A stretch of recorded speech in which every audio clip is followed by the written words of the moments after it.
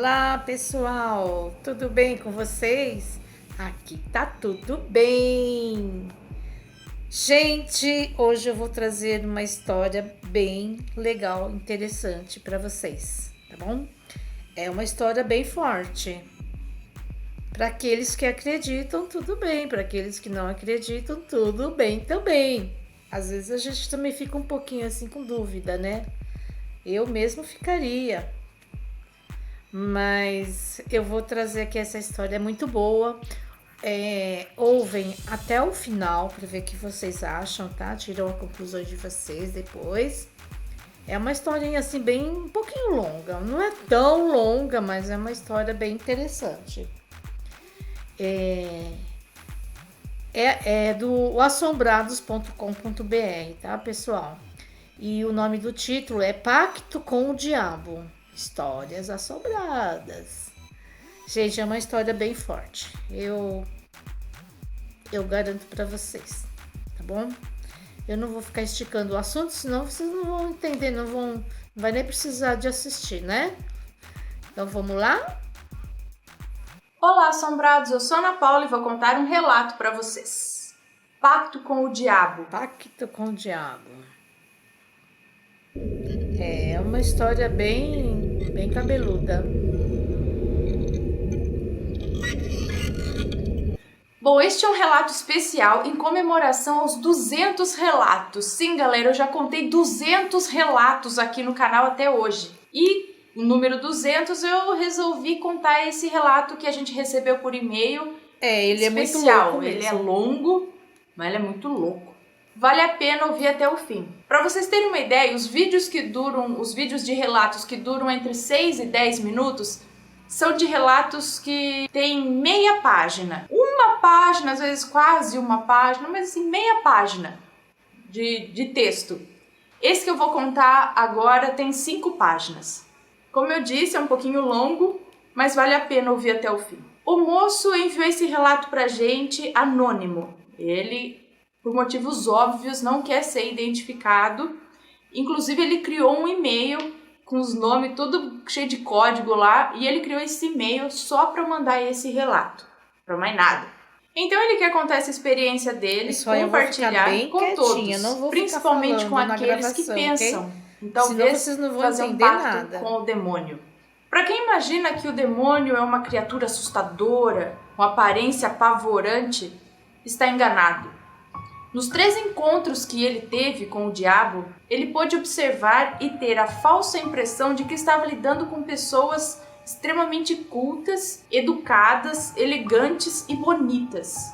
Ele nasceu em uma família humilde e sempre teve o sonho de ter muita grana, de ser milionário e tudo mais. E ele diz que com 18 anos, se você não é o cara bonitão, você não pega mulher. E se for pobre ainda, piorou. Então, nessa fissura de se tornar alguém importante e rico, ele resolveu fazer um pacto com o diabo, aos 19 anos de idade. Então, a gente pensa aqui que ele foi atrás de um livro, foi atrás de um sacerdote para que ele pudesse fazer o pacto. Não.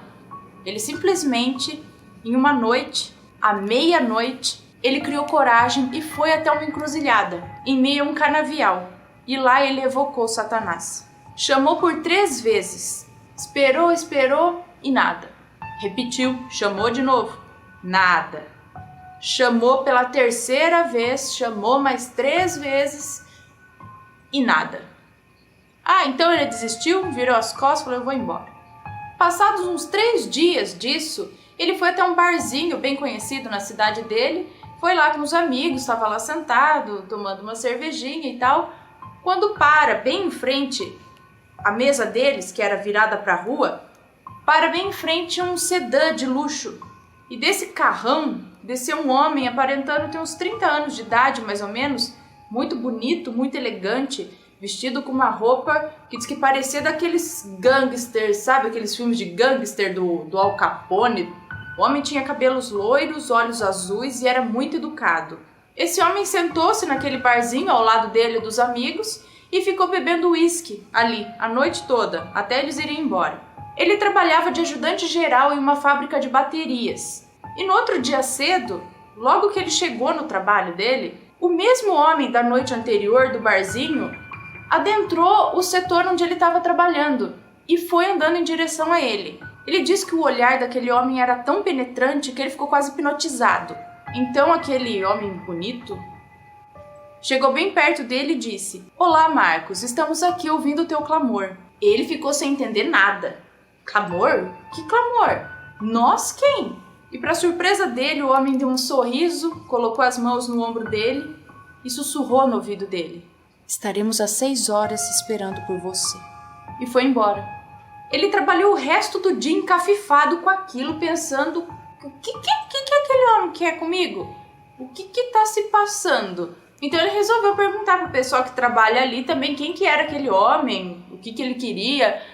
Mas quando ele perguntou para as pessoas, ninguém tinha visto aquele homem ali dentro. E muito menos sabiam do que ele estava falando. Foi daí que caiu a ficha. E ele lembrou do pacto. Será? Será que aquele homem seria o demônio que ele evocou? Ele saía do trabalho sempre às 5:45 da tarde. E no caminho até o ponto de ônibus, o mesmo sedã, aquele carro de luxo, parou ao lado dele. Abriu a porta de trás e quando ele olhou dentro do carro, aquele mesmo homem ali, novamente. Ninguém conhecia esse homem, ninguém nunca tinha visto esse homem em lugar nenhum, mas ele estava lá. Rapidamente ele olhou no relógio e marcava exatamente 6 horas da tarde, o horário que ele tinha combinado. Ele diz aqui que explicar o sentimento que ele estava ali sentindo na hora não tem como, porque nem ele acreditava que aquele sujeito poderia ser o demônio. Era uma mistura de medo, dúvida e curiosidade. Mas como que seduzido pelo convite, ele resolveu entrar no carro. Já dentro do carro, o silêncio tomou conta do ambiente. Até que o cara resolveu perguntar quem era aquele homem. Quem era ele e o que ele queria? E a resposta foi sinistra. Somos muitos. O que queremos? Queremos que você se junte a nós. Muitos? Como assim? E como poderia eu me juntar a você? E ele respondeu: este corpo é apenas o intermediador entre nós e você, pois somos uma legião. Eu e meus irmãos queremos que você se junte a nós na servidão de nosso querido mestre, Lúcifer. E em troca receberá todas as riquezas e gozará de todos os prazeres da terra enquanto estiver encarnado. Ele ficou completamente anestesiado, porque ele queria sim fazer um pacto em troca de dinheiro. Dinheiro, riqueza, mulheres e...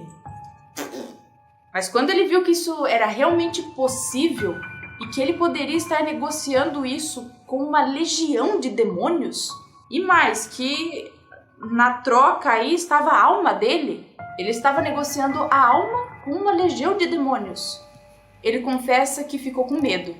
E esse medo fez perguntar ao homem, que na minha cabeça só vem Christian Grey.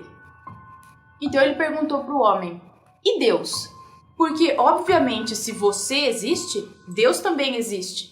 E como que eu vou ficar perante a ele se eu der a minha alma a você? Quando eu morrer, vou realmente para o inferno, queimar eternamente?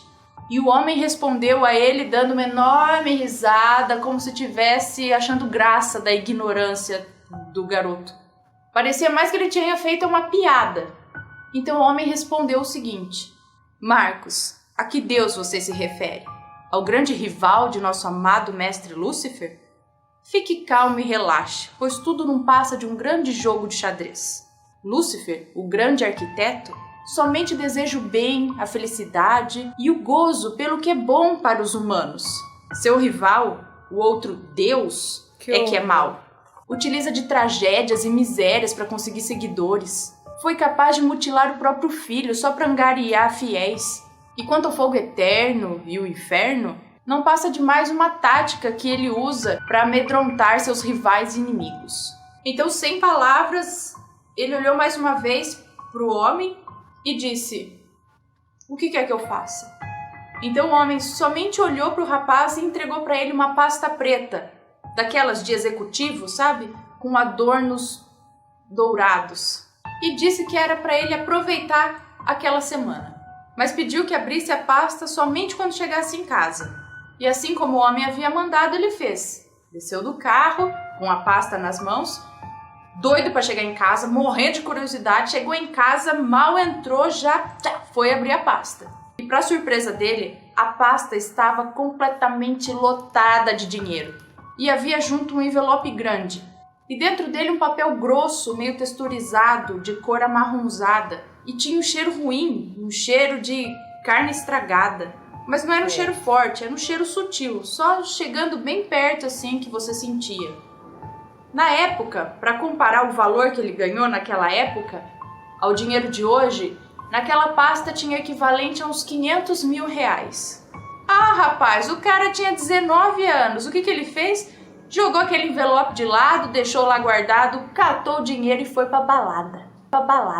Ele foi pra balada. Turn down for what? Turn down for what? Aquela noite ele era patrão. Tava cheio de grana e se sentindo o máximo. Saiu com os amigos, beberam, dançaram. Mais tarde foram pra uma boate, fecharam a casa. A orgia rolou solta. Sexo, bebidas e muita mulherada passaram a noite na gandaia. Ê, putada! Passado alguns dias, ele já tava de carro novo, de casa nova, vivendo uma vida de luxo e imaginando que ele já tinha feito o pacto com o diabo. Só esperando o que mais que o diabo ia dar de bom ali pra ele. Mas pra surpresa dele, o pacto ainda não tinha sido consumado. Então naquele dia, por volta da meia-noite, ele estava deitado, assistindo TV com as luzes apagadas, quando de repente ele viu uma pessoa em pé. Era uma mulher.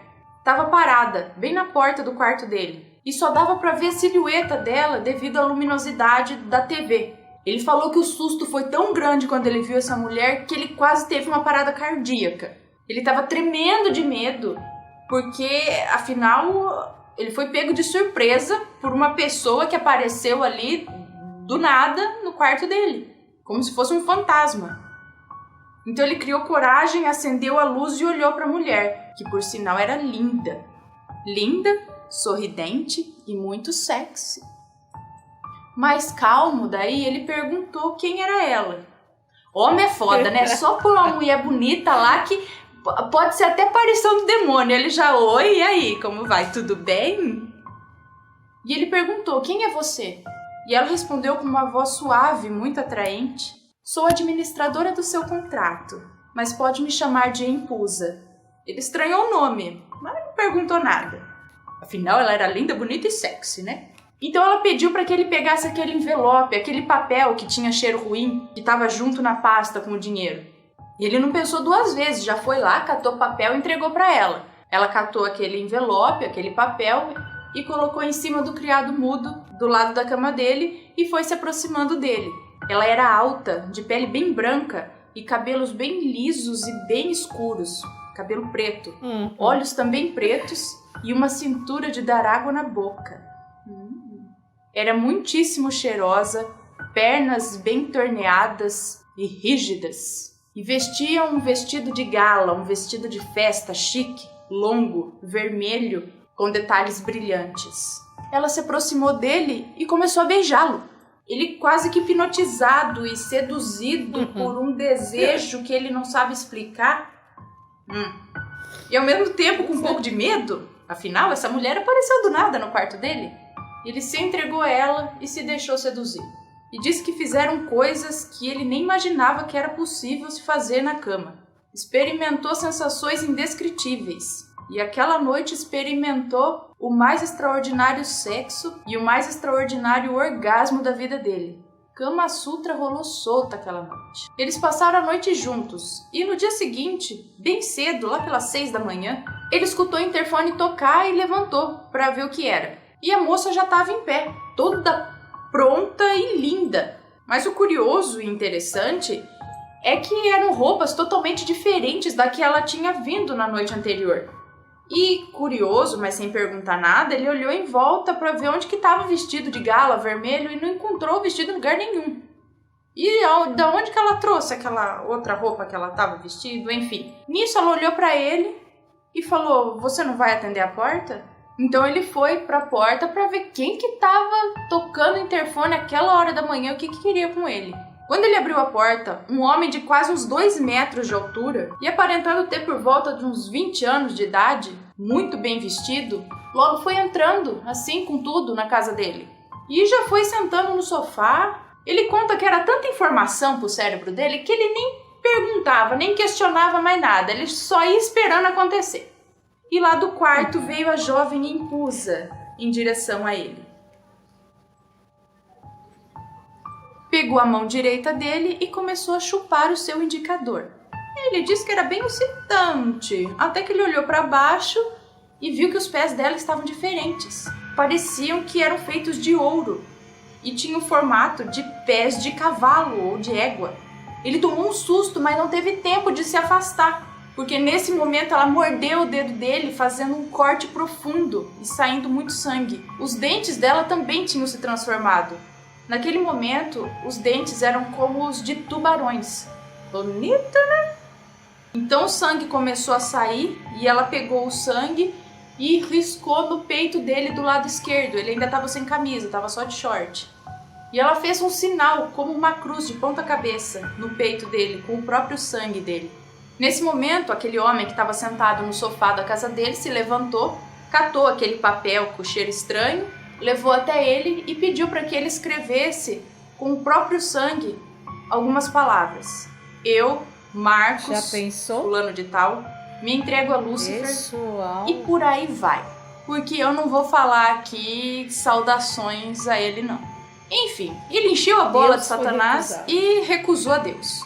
E com essas palavras ele se vendeu a Lúcifer. Diz que no começo ele deu uma titubeada em escrever essas coisas, mas ele falou, puta, não vou mais conseguir viver sem o luxo, sem as mulheres, sem um carrão, sem essas coisas, sem todo o conforto, então ele cedeu à tentação.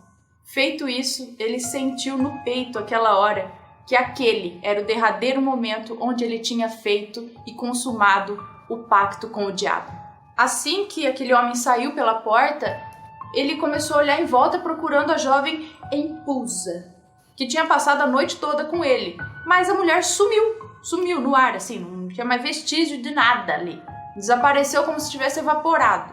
Foi então que ele começou a sentir o corpo dele voltar a si e percebeu naquele momento que aquele homem que estava ali na casa dele era o próprio Satanás. Passaram-se os dias e a vida dele começou a cair na rotina. Até que um dia, passado mais ou menos uns 40 dias do pacto, ele recebeu o telefonema de uma multinacional convocando ele para uma reunião. Na verdade, para uma entrevista. Pelo telefone, eles deixaram bem claro que era do interesse dele e que ele deveria comparecer, pois se tratava de um acordo que ele tinha feito recentemente e era imprescindível que ele fosse. Claro que ele ligou os fatos e foi até lá para saber do que se tratava isso. Quando ele chegou a tal empresa, logo ele foi recebido e muito bem recebido pela recepcionista, que levou ele até a sala de reuniões, onde havia uma mesa arredondada, assim, ovalada na verdade, uma mesa enorme. Tinha umas 20 cadeiras em volta daquela mesa e em cada uma tinha um homem sentado. Só uma estava desocupada, que estava reservada para ele. E todos aqueles homens se dirigiam ao rapaz pelo nome dele, como se conhecessem há muitos anos, sendo que ele nunca tinha visto nenhum daqueles homens nunca na vida. Agora prestem atenção, porque talvez isso seja revelador. Então o homem que estava sentado na base da mesa se levantou e disse: Marcos, sente-se. Agora você faz parte da família. E nesta família, cuidamos uns dos outros. Ele se sentou e logo lhe perguntou, né, o que se tratava, do que se tratava tudo aquilo, o que estava acontecendo, né? Para variar, ele estava perdido na situação. Então ele foi informado, através de uma longa conversa, que aquela multinacional era como um hobby para eles. Era, vamos dizer, uma fachada para eles poderem se reunir quando eles quisessem. Ele diz que essa multinacional talvez seja uma das maiores empresas do mundo, a qual o homem se referia, na qual ele estava dentro agora. E ele estava lá, no meio, perdido, totalmente leigo, totalmente fora daquele mundo. O que ele estava fazendo lá? Em meio a inúmeras informações de um mundo que ele nem imaginava que existia. Todos eram muito educados e já entregaram para ele um cartão de conta corrente, e o cartão já estava no nome dele. Junto com o cartão mostraram um extrato contendo informações de que na conta dele havia 5 milhões de reais. Estavam ali depositados em nome dele. Meio sem entender, ele perguntou: esse dinheiro é o pagamento por eu ter feito o pacto alguns dias atrás? Ternura. Então todos olharam para ele com ternura e disseram que sim. E que era apenas o começo. Naquele mesmo dia ele ganhou um cargo na diretoria daquela empresa e foi indicado a participar de uma loja maçônica. Nos dias decorrentes, ele foi sendo apresentado a políticos importantes, a empresários famosos, participou de festas da alta sociedade e conheceu vários artistas que também tinham feito pacto, como ele. Tinha um salário de dar inveja, comprou uma bela casa, comprou um belo carro e tinha condições para ostentar o que ele quisesse. O luxo fazia parte dele e ele fazia parte do luxo. E devido ao luxo, ele acabou conhecendo uma atriz muito famosa, bem conhecida. Não, ele não fala aqui quem é, eu também fiquei morrendo de curiosidade. E ele começou a sair e se relacionar com essa atriz e posteriormente começou a namorar com ela. Mesmo escondido e não divulgando para a mídia que eles estavam namorando, um dia ele foi levado a uma festa em Londres. E lá em Londres eles foram a um local ermo, bem distante da cidade, numa mansão que parecia ser daquele estilo, parecia ser medieval, sabe? Uma mansão no estilo medieval. Isso me lembrou o Clube Hellfire. Chegando lá, eles tinham que colocar máscaras pretas no rosto e tirar toda a roupa, para então adentrar um corredor que levava a um salão subterrâneo. E eles nunca comentavam o que acontecia em suas reuniões ou em suas festas quando eles estavam fora. E ele, é óbvio, estava muito curioso com o que ia acontecer ali, o que estava acontecendo, e resolveu entrar no jogo.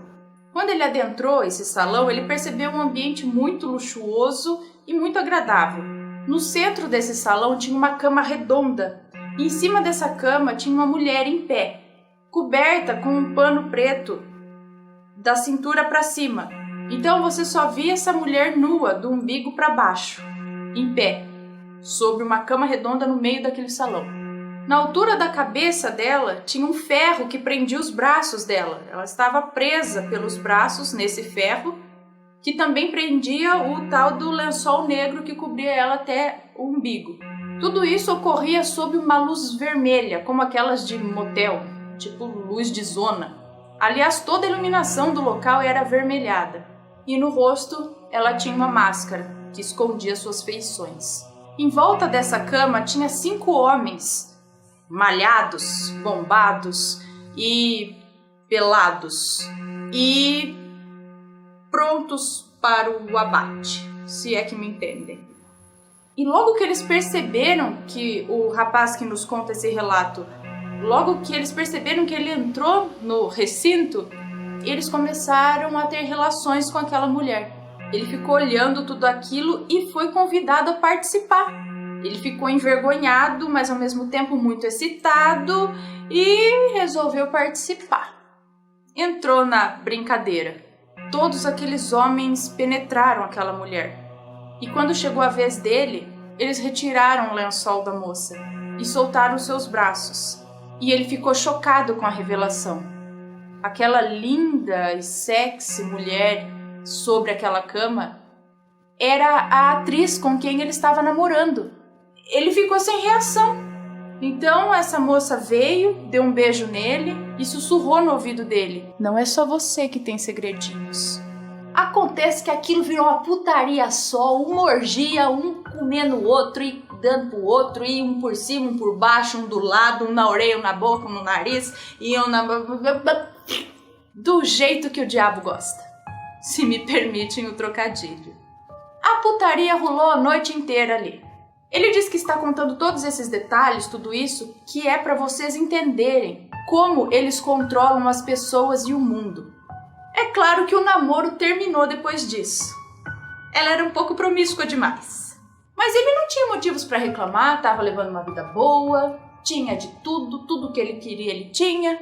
Uma vida regada a sexo, luxo e poder. E quando ele diz poder, significa ter realmente condições e o poder realmente de dar opiniões e interferir em decisões importantes, tanto em questões políticas quanto financeiras do nosso país. cujas consequências eram refletidas severamente na sociedade brasileira. Ele tinha acesso a deputados, senadores e até mesmo a presidentes na época. Mais tarde, já com 22 anos, puta, é novo ainda, hein? Já cansado das orgias e da solidão causada pela futilidade das pessoas que só pensam em dinheiro, ele acabou conhecendo uma moça, uma garota de família cheia de princípios. Era diferente das pessoas que faziam parte do círculo de amizade dele. Ele se apaixonou por essa moça, ele se casou com essa moça e teve 2 filhos com ela. Mas ele vivia uma vida dupla, porque ela era uma moça bem religiosa e ele era um satanista. Ele escondia dela essa vida que ele levava. A moça nem imaginava que ele pudesse ser o que ele realmente era. Ele conheceu essa moça aos 22 anos, eles namoraram durante 7 anos. Quando ele tinha 29 anos, se casaram. Ela sempre quis ser mãe, mas não conseguia. Só depois de 11 anos de casamento, ela conseguiu engravidar do primeiro filho. E 2 anos depois, engravidou do segundo. Quando o segundo filho dele completou 2 anos, ele recebeu uma visita de um dos líderes da organização a qual ele fazia parte. E esse homem lhe trazia uma notícia derradeira e macabra. Ele lhe informou que deveria sacrificar o próprio filho em honra e adoração ao diabo, pois ele deveria provar o amor ao seu grande mestre Lúcifer. Do contrário, sofreria graves consequências. Nesse momento, ele reparou e percebeu quem ele era e quão maléficas e terríveis eram as pessoas com quem ele tinha se envolvido. Agora que ele percebeu! Ele já havia participado de rituais satânicos, mas nunca envolvendo uma criança. E pior ainda, o filho dele. Sob pressão psicológica, mas resistindo porque aquelas 2 crianças mudaram alguma coisa dentro dele assim que nasceram, ele não podia fazer nada com as crianças, com os filhos dele. Então ele tomou a decisão de dar tudo para a esposa. E ela reagiu da pior forma possível. Mas, como era muito religiosa e caridosa, ela não o deixou, ela não se separou dele. Pelo contrário, ela disse que se ele se arrependesse de coração, ele estaria livre daquilo tudo, daquele pacto. Ele não pensou 2 vezes, ele quebrou aquele pacto com o demônio, deixou toda a vida de pecado para trás e começou a seguir uma vida reta. E começou a frequentar a igreja que a esposa dele frequentava. Com 3 semanas que ele estava indo na igreja, ele começou a fazer caridade com o dinheiro que ele havia ganhado de forma diabólica. E imaginou que ele estaria seguro ali. Pelo menos foi o que ele sentiu. Até receber a notícia de que a esposa dele havia sido sequestrada. Passaram-se dias e nenhuma notícia da esposa dele. Até que 2 semanas depois, chegou a terrível notícia. Haviam encontrado o corpo dela.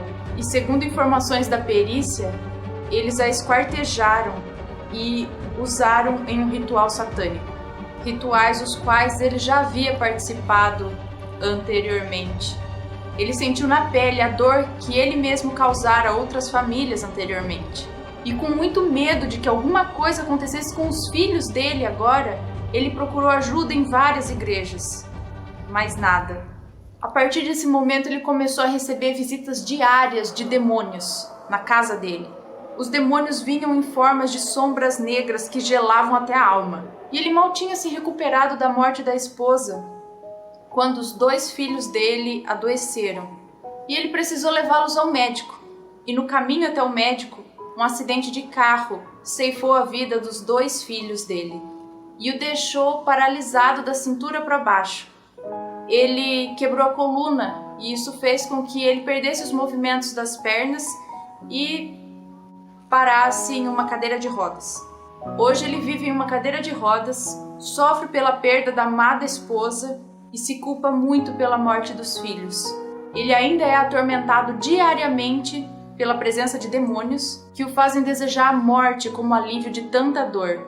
Ele perdeu todo o dinheiro que tinha e é cobrado por sussurros em seus ouvidos, sussurros demoníacos que dizem: você teve tudo o que prometemos, dinheiro, luxúria, poder, agora estamos cobrando a nossa parte e aguardando o dia em que viremos buscar você.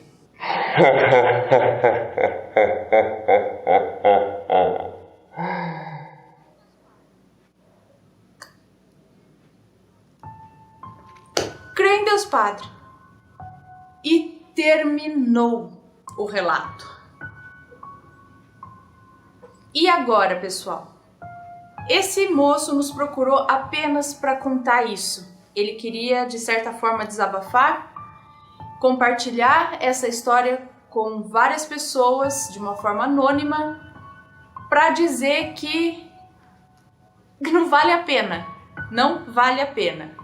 Então, ou esse cara tem uma imaginação muito boa para criar contos e pode escrever um livro, se isso for mentira, mas e se isso for verdade? Ele disse que é. Ele não quis dar nome, ele não quis revelar nada. Inclusive, ele criou um e-mail só para mandar esse relato, porque ele não quer ser identificado de forma nenhuma, por motivos óbvios. Porque ele diz aqui o envolvimento da nossa política brasileira com o satanismo. De atores, atrizes, empresários. Gente, enquanto eu li esse relato, eu vi o filme De Olhos Bem Fechados na minha mente. Que inclusive é um filme que conta muita coisa, né, que pode ser verdade. Até que depois desse filme, até acho que antes da estreia dele, ou de ganhar um prêmio, de um lançamento, não sei o que, dias depois de terminar o filme, o Stanley Kubrick morreu de forma inesperada.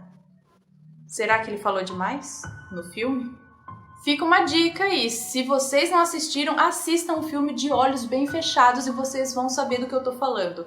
Outra dica é ler a respeito do Clube Hellfire, em Londres. E sempre que eu vejo esse personagem aí do diabo no relato desse cara, eu vejo Christian Grey, dos 50 Tons de Cinza, sem mesmo nunca ter lido o livro e nem visto o filme.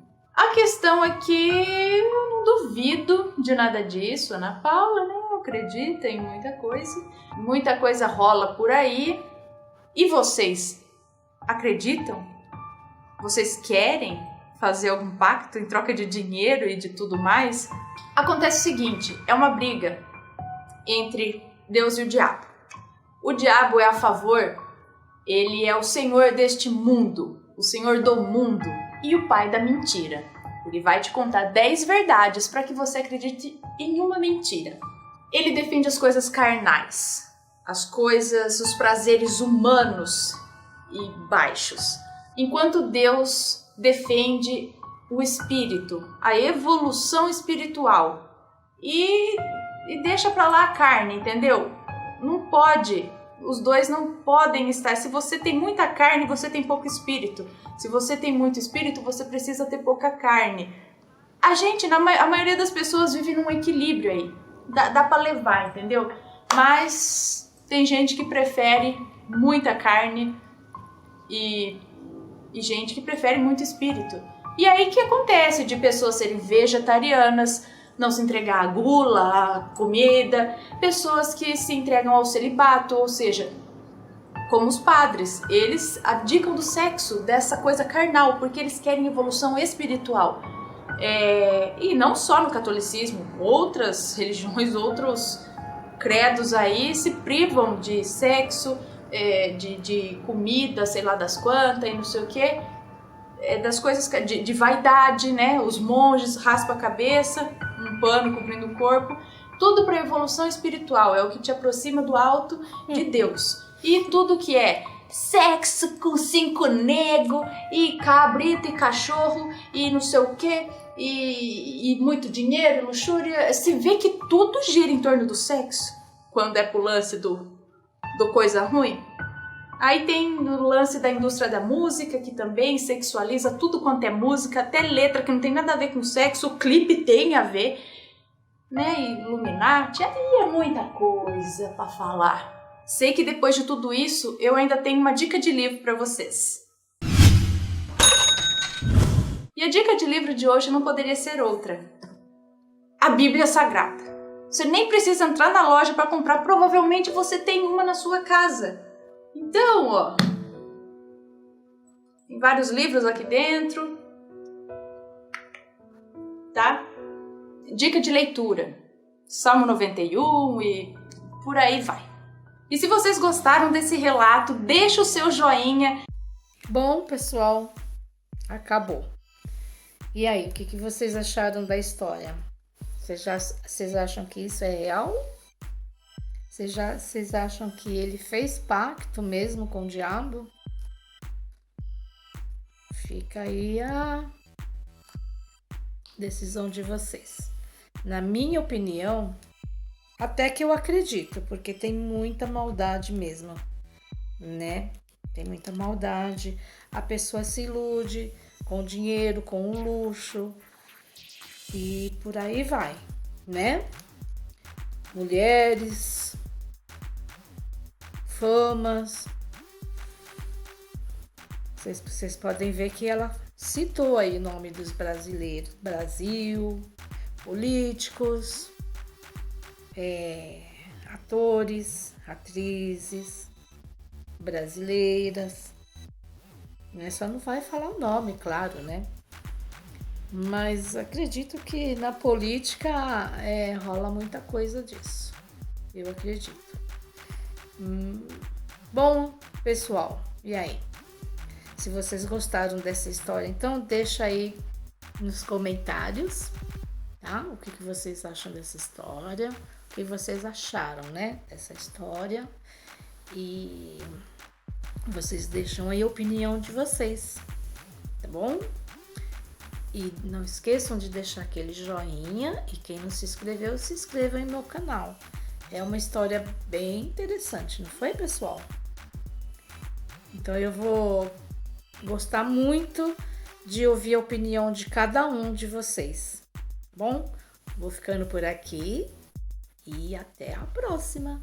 Tchau, tchau.